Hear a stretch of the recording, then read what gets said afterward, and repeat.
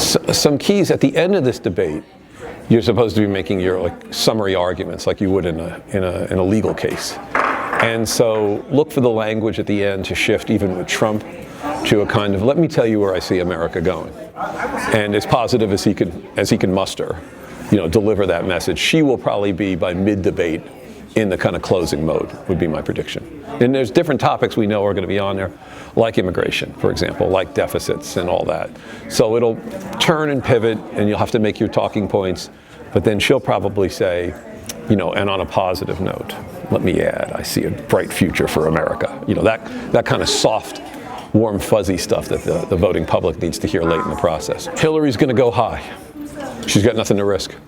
She comes in, she smiles a lot.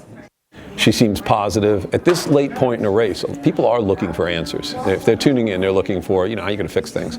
If you push back on negativity, you're at risk for looking like you're part of the food fight, if you will. Mr. Trump has almost no option but to go and claim. He's got a bigger audience to say, I think the election's rigged. I think this whole thing is totally, a scam. My suspicion is based on he's prone to telegraph punches, and he seems to be telegraphing that.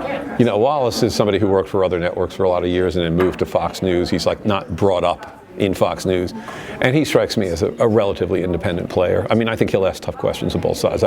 His journalistic reputation is that he doesn't suffer fools kindly, and I don't think that any manifest bias will show itself in this process. It's been an unpredictable election. So when you hear this stuff from anybody who's an observer, a long-time observer of American politics, and says, I remember the Carter-Ford debate, or this may be different.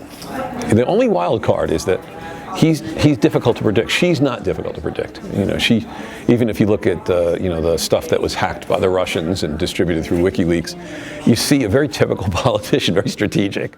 Well, a lot of logistics in that stuff, a lot of hard politics, a lot of coalition building, a lot of trying to gain advantage, but very predictable.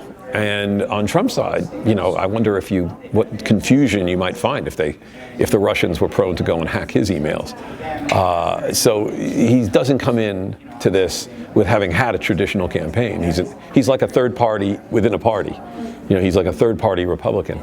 He could pull anything. If he thinks that it's very late in the game and he's got very few options and he can see the polling, then he might turn around and take a deep dive pass, throw a Hail Mary, sort of. That's, I think, part of the public's looking for that, and we'll observe it and stay with a, boring policy debate long enough to maybe see Trump say something that in the end either turns the tide his way or catastrophically fails.